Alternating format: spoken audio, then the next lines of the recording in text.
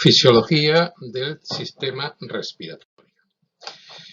Para poder explicar y poder entender todo lo que es la fisiología del aparato respiratorio, vamos a dividirlo como en tres apartados a los cuales le vamos a prestar especial atención. Vamos inicialmente a determinar, a explicar cómo se produce el intercambio gaseoso, es decir, cómo penetra oxígeno en la sangre arterial y cómo se desprende el dióxido de carbono. En segundo lugar, vamos a ver cómo se renueva el aire en el interior de los pulmones, es decir, vamos a estudiar los movimientos respiratorios y, en tercer lugar, pues vamos a estudiar otras situaciones en las cuales también, aunque sea de manera indirecta o secundaria, también actúa el sistema respiratorio. Y como siempre, terminaremos el tema hablando de las principales afecciones, de las principales enfermedades que afectan al aparato respiratorio y cuáles son los hábitos, los consejos que tendríamos que dar para tener un sistema respiratorio saludable. Intercambio gaseoso. Bueno, pues el intercambio de gases en el interior de los alveolos pulmonares se va a realizar por difusión simple. ¿Qué significa inicialmente esta palabra, difusión simple? Pues significa que el intercambio gaseoso se va a producir sin consumo de energía, sin consumo de ATP y se va a producir solamente por medios o gracias a gradientes químicos de concentraciones del dióxido de carbono y del oxígeno entre el interior del alveolo y el capilar sanguíneo que lo rodea. Las presiones parciales de oxígeno en el alveolo son mayores que en la sangre de los capilares, por tanto, el oxígeno va a tender a pasar en la sangre y ocurre todo lo contrario en el caso del dióxido de carbono. Para entender esta explicación me he apoyado en estas dos imágenes. La primera imagen, que es esta de aquí abajo, en el cual tenemos claramente cómo el aire llega al alveolo pulmonar. Este sería el alveolo pulmonar. Y aquí tenéis el vaso sanguíneo, que veis que la flecha me indica la dirección. En esta dirección llega por aquí la sangre venosa, sería el capilar venoso, y por aquí sale sangre arterial. Y hay un momento determinado en el cual solamente está separado del aire que está en el interior del alveolo por la membrana alveolar y por el endotelio capilar. ¿Qué ocurre? Pues que cuando llega el aire, ese aire que nos vamos a encontrar al interior del alveolo tiene una presión parcial de oxígeno muy alta, una presión parcial de oxígeno de 100. En cambio, la sangre venosa llega con una presión parcial muy baja de 40. ¿Qué va a atender el oxígeno? Pues simplemente por difusión simple, sin gasto de energía y por gradiente de concentraciones, el oxígeno tiende a entrar al interior del vaso, a unirse a la hemoglobina y a formar la oxihemoglobina y de esta manera circular. Con el dióxido de carbono pasa justamente lo contrario. Vemos que la presión parcial de dióxido de carbono en el interior del alveolo es muy bajita, 40. La presión parcial de dióxido de carbono es más alta en la sangre venosa, por lo tanto el dióxido de carbono va a tender a salir y de esta manera se va a producir el intercambio gaseoso. En esta diapositiva volvemos a ver con más ejemplos el intercambio gaseoso, dejando claro el concepto de que ese intercambio se produce por difusión pasiva. Quiere decir que solamente la diferencia de concentración de dióxido de carbono, de la presión parcial de dióxido de carbono en el interior y en el exterior del vaso sanguíneo y la diferencia parcial de oxígeno en el interior y en el exterior del vaso sanguíneo es el responsable de ese flujo. Y aquí abajo a la derecha, en esta imagen, pues tenemos la membrana del endotelio, muy claramente como un epitelio plano monoestratificado, la membrana del capilar, que es el endotelio, y aquí vemos cómo el oxígeno entra con una presión parcial superior a la que llega al vaso venoso, entonces el oxígeno pasa por difusión pasiva a los glóbulos rojos. Y en cambio el dióxido de carbono hace todo lo contrario. Como la presión parcial del dióxido de carbono es mayor en el interior del vaso sanguíneo que en el exterior, tiende a salir. De tal manera que esta sería la entrada de la arteria pulmonar y esta sería la salida hacia la vena pulmonar. Y en estos dos esquemas, o en este cuadro y en este esquema, lo vemos con presiones parciales, bueno, pues cada una en una medida distinta. Bueno, pues en este caso vemos que la presión parcial de oxígeno sería de 100 milímetros de mercurio, la que llega pues no llega a 40 milímetros de mercurio. ¿Qué es lo que va a ocurrir? Pues que para igualar las concentraciones el oxígeno va a tender a salir. Justo lo contrario con el dióxido de carbono. El dióxido de carbono está a 40 milímetros de mercurio y llega en sangre venosa a 46 milímetros de mercurio, por lo tanto va a intentar entrar. Y aquí en este cuadro pues vemos exactamente igual, como la diferencia de oxígeno entre los alveolos y la sangre venosa va a originar una difusión pasiva desde el interior del alveolo hacia el capilar, y en el caso del dióxido de carbono pues veis que es justamente lo contrario y va a ser el responsable del paso contrario. Por lo tanto, resumiendo, el intercambio gaseoso se produce por difusión pasiva debido al gradiente de presiones del oxígeno, de presiones parciales del oxígeno y del dióxido de carbono. Pero evidentemente, para que se pueda producir este intercambio de gases, tenemos que ir renovando de manera continua el aire que llega a los alveolos. Y para que ese aire llegue a los alveolos y se renueve, tenemos una serie de tubos cada vez de mayor diámetro si vamos hacia el exterior o de menor diámetro si vamos hacia el interior, que terminan en la estructura del alveolo.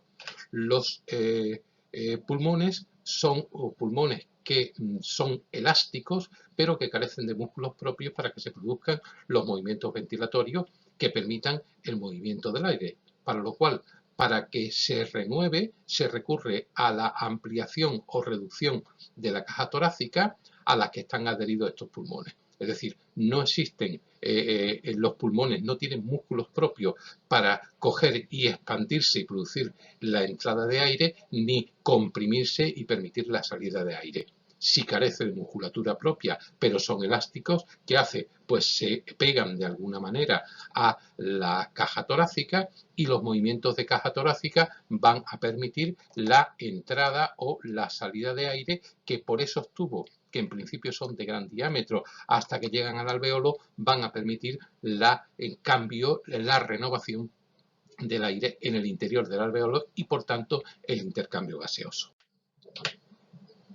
Si en un momento determinado esos pulmones están pegados a la caja torácica, y como tenemos aquí visto en el caso A, la caja torácica aumenta de volumen, se va a producir una presión negativa porque al ser el pulmón elástico se va a abrir, se va a distender. Esa presión negativa hace que el aire penetre hasta los alveolos y produce un movimiento ventilatorio que se llama inspiración. Todo lo contrario lo tenemos puesto en el caso B, que si la caja torácica disminuye de volumen, al disminuir de volumen se crea una presión positiva que comprime el pulmón y que expulsa el aire en el segundo movimiento respiratorio, que se denomina expiración. Luego, la inspiración se produce porque aumenta de volumen la caja torácica, la expiración se produce porque la caja torácica disminuye de volumen. La caja torácica es solidaria con los pulmones gracias a las membranas que hemos visto que lo recubren, que se llaman pleura. En realidad son dos hojas pleurales, la pleura parietal y la pleura visceral, que están ambas en contacto, y que la pleura parietal pues va a tapizar todo lo que sería la cavidad torácica, y la pleura visceral es la que va a coger y a tapizar a los pulmones. Ambas pleuras están pegadas, tienen un líquido entre ellas, pero muy poquita cantidad, que le permiten ir unidas a los movimientos de la caja torácica. ¿Cuáles son los músculos respiratorios? Ya que el pulmón no tiene propiamente músculos para producir la inspiración y la expiración. Bueno, pues hay un gran músculo, que es el músculo respiratorio por excelencia, que es el diafragma, que está situado bajo la caja torácica, y lo que hace es que, aplanándose o haciéndose de cúpula más convexa, aumente o disminuya la capacidad torácica. Y después hay unos músculos que están entre las costillas, que le hemos llamado músculos intercostales, y en menor medida otros músculos, como el músculo pectoral o los serratos, que van a ayudar de esta manera a que la caja torácica aumenta o disminuya su volumen. El diafragma, como ya he dicho, se sitúa bajo los pulmones y se separa de ellos por la pleura y tiene en reposo esa forma acampanada que ya os he enseñado, y los músculos intercostales se sitúan entre las costillas y al contraerse hacen que las costillas asciendan y de esta manera aumentamos el volumen torácico. ¿Cuáles son los dos movimientos respiratorios que hemos visto? Bueno, pues los dos movimientos respiratorios, como ya sabéis, se llaman inspiración y expiración. El movimiento de inspiración es el movimiento de entrada de aire. En este movimiento se produce porque el diafragma va a descender, las costillas por los intercostales van a subir, se van a elevar y de esta manera aumenta la capacidad torácica. Vemos que en este caso los músculos intercostales se contraen, las costillas se elevan, el diafragma se contrae y tira de los pulmones hacia abajo y la caja torácica aumenta de volumen. Veis que este aumento de volumen hace que el aire entre en los pulmones de manera pasiva. El otro movimiento respiratorio, justo al contrario, es el movimiento expiratorio, es el que sirve para expulsar el aire de los pulmones y esta expiración, el diafragma y las costillas vuelven a su posición normal, es decir, los músculos intercostales se van a relajar, las costillas bajan por ende, el diafragma se relaja y por lo tanto asciende la cúpula diafragmática y con todo esto ¿qué conseguimos? Pues que la caja torácica disminuye de volumen, ascienda y el aire salga por la tráquea o salga directamente de los alvéolos. Los movimientos respiratorios normales, la inspiración, como habéis visto, se considera que es activa, puesto que es en ese sentido los músculos son los que se contraen, mientras que la expiración se le considera pasiva porque ahí los músculos se están cogiendo y se están relajando. Aunque en determinadas circunstancias todos podemos hacer inspiraciones y expiraciones forzadas para expulsar más aire de la posición de reposo. En ellas, aparte del diafragma y de los músculos intercostales, pues intervienen también músculos accesorios y músculos abdominales que al contraerse son capaces de empujar todas las vísceras abdominales hacia arriba y hacen que el aire, que los pulmones se contraigan mucho más y que se expulse mayor cantidad de aire. Vídeo en el cual vamos a ver cómo el volumen de los pulmones, perdón, que el volumen de la caja torácica está relacionado con los movimientos inspiratorios y expiratorios.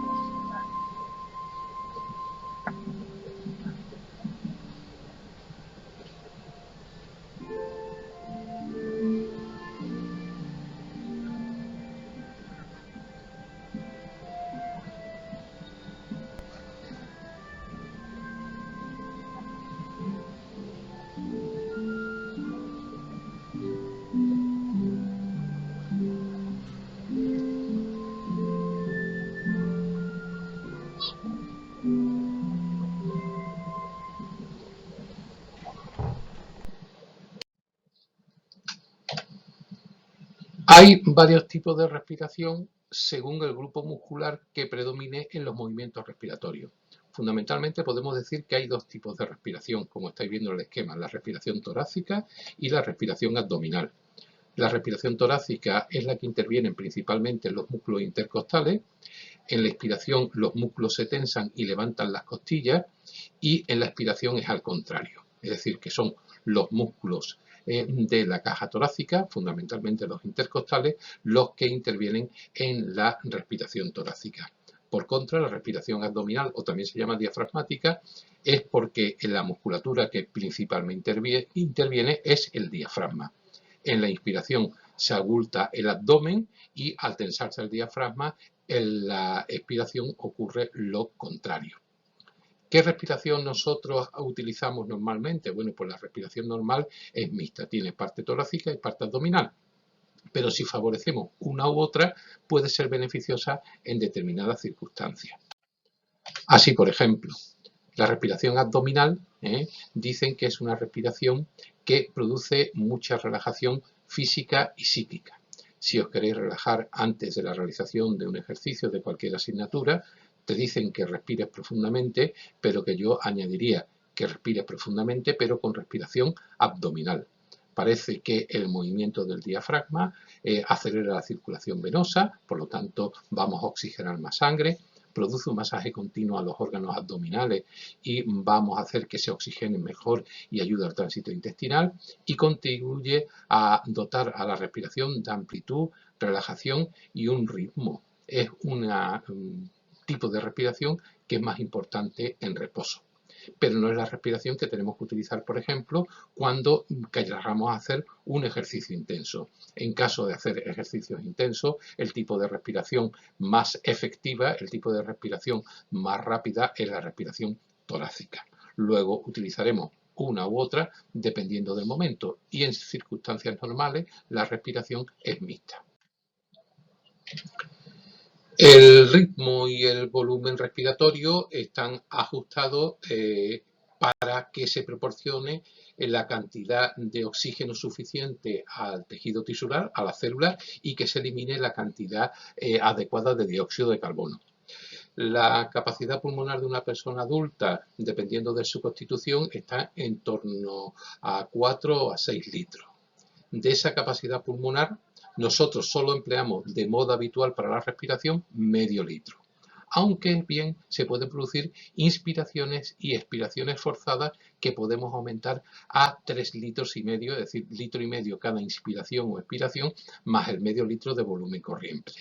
Y siempre queda un volumen residual, en torno al litro y medio, que no se puede eliminar de las vías aéreas y que hacen que se constituye que el pulmón esté hinchado con un mínimo de aire. Ese mínimo de aire, si se pierde, se produce una afectación que veremos a posteriori, que se llama neumotórax. Bueno, pues el ritmo respiratorio, que puede estar entre 14, 15, 17 veces por minuto a medio litro de aire por cada minuto, supone que nuestros pulmones necesitan diariamente unos 14.000 litros de aire diarios para tener perfectamente oxigenada todas nuestras células. El número de inspiraciones, es decir, el ritmo, la frecuencia, va a depender del ejercicio, de la edad y si hay algún tipo de patología. Y todos estos volúmenes, todo este ritmo, se puede medir gracias a un aparato que se llama espirómetro y a unas técnicas, a una prueba que se denomina espirometría. Ahí tenéis lo que es un espirómetro, algunos de vosotros lo habéis hecho conmigo en el reconocimiento médico, veis que tiene una boquilla por la cual se coge y se recoge el aire inspirado o expirado, y aquí un complejo aparato que nos va diciendo pues cómo vamos utilizando el volumen respiratorio y si hay algún tipo de patología o bien obstructiva o bien restrictiva. Hemos dicho que la capacidad pulmonar de media unos 5 litros. De esos 5 litros hay un aire residual que es el que expande el pulmón, el que le da la forma y el volumen y que nunca se utiliza para el intercambio, que es de litro y medio, y queda la capacidad vital, que son 3 litros y medio.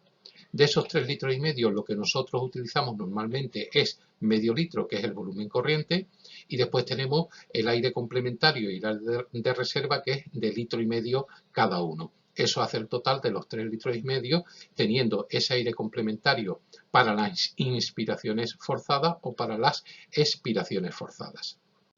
Lo vemos aquí en un esquema donde estamos viendo el volumen corriente normal, que sería de medio litro, el volumen de reserva inspiratoria o el volumen de reserva expiratoria. Esto en total hace los 3 litros y medio de capacidad vital, y después tenemos por debajo el litro y medio de aire residual hasta tener el volumen total de 5 litros en el pulmón.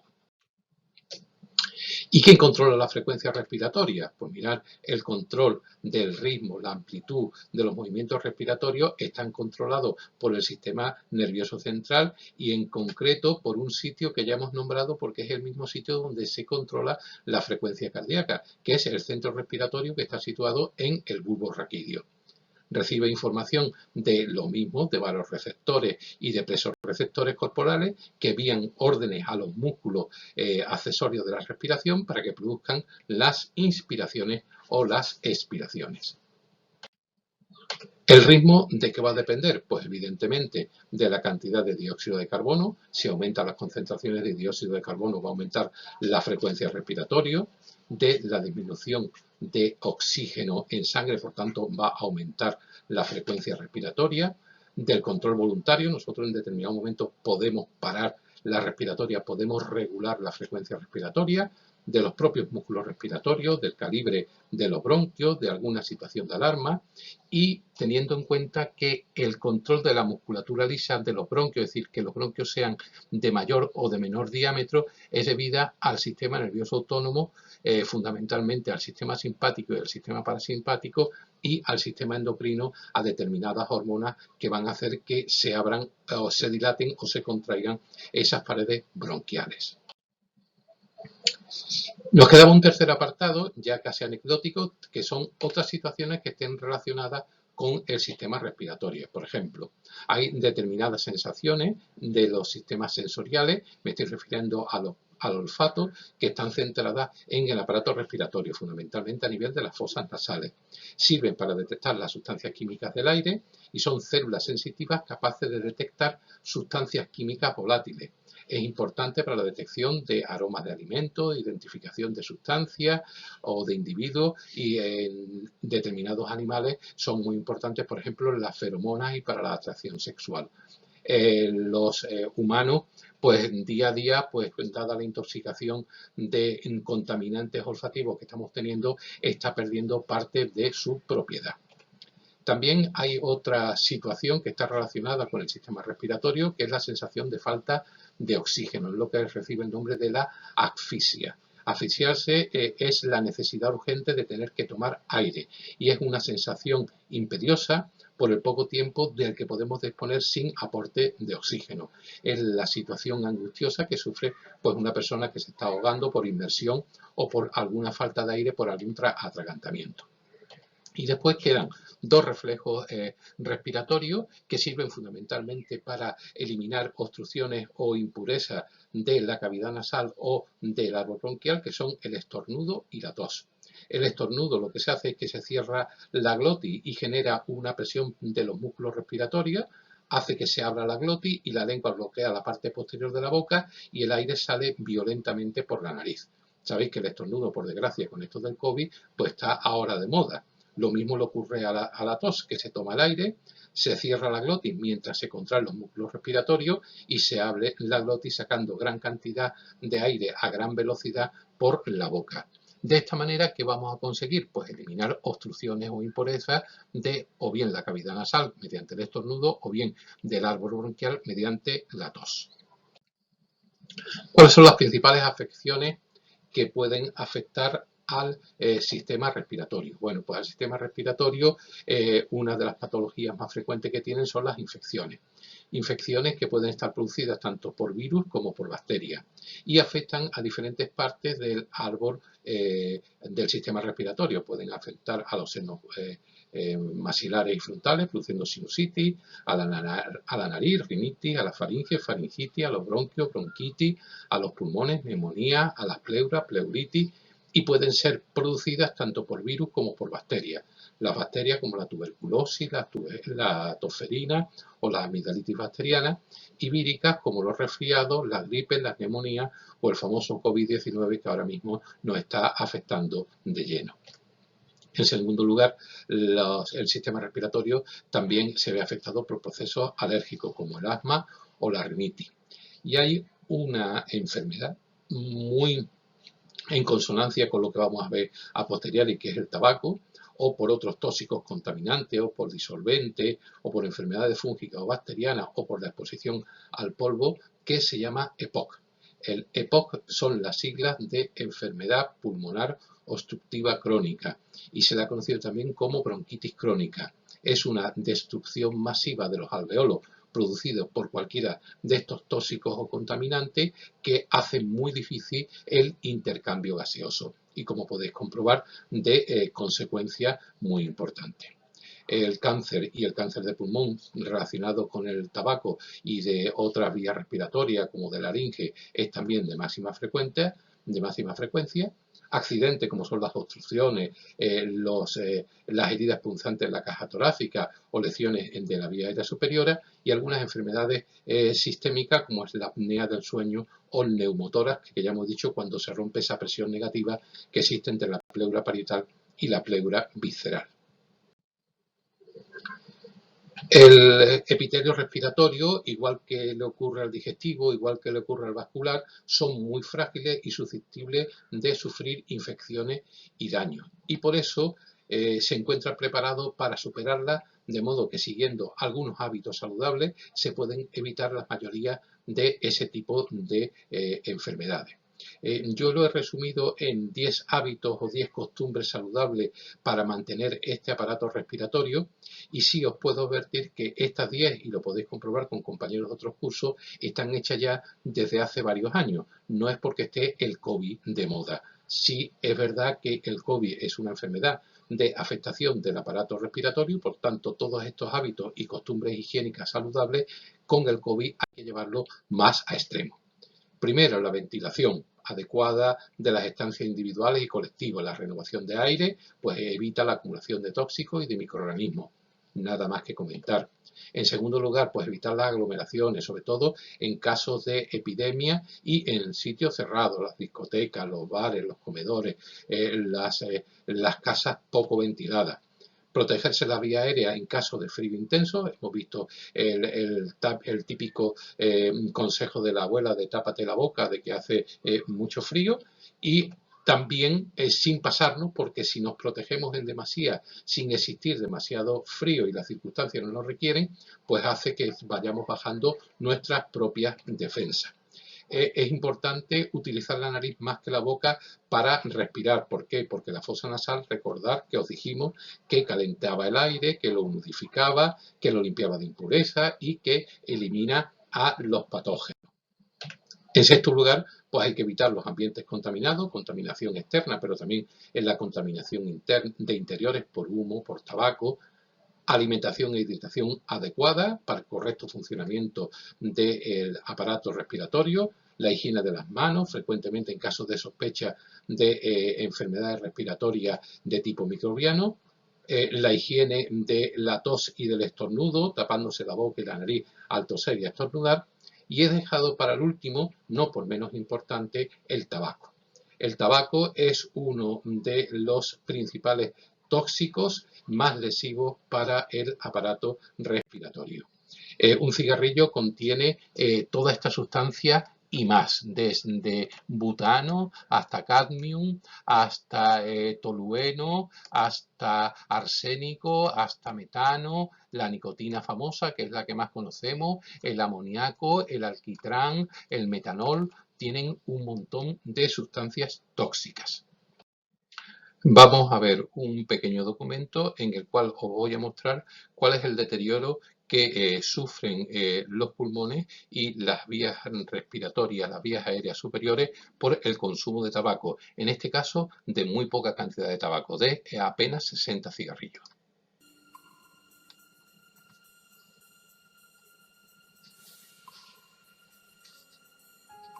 Se usa una bomba de aire para inflar los pulmones. Cuando la bomba se apaga, los pulmones expiran el aire. Se enciende un cigarro y se envía el humo a los pulmones.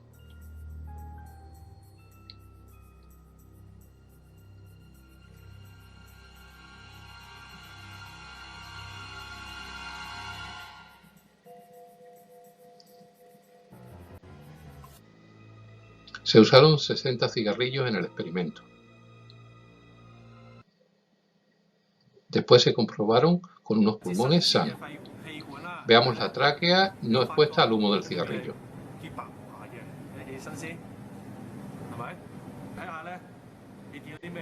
Ahora una tráquea expuesta a 60 cigarrillos.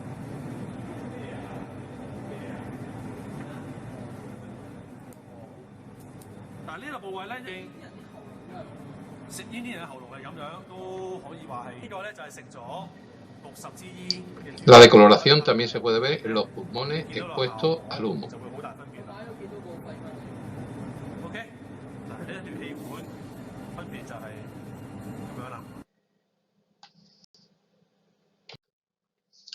¿Cuáles son los peligros del tabaco? Pues los peligros del tabaco, veis que lo tenéis puesto en esta imagen, pues envejecimiento de la piel, la aparición de trombosis, la halitosis, la infección bucodental, las ronqueras, la faringitis, la angina de pecho, el infarto, la bronquitis, cáncer, gastritis aguda, disminución de la fertilidad, mala circulación, cáncer de vejiga, la aparición de sabañones.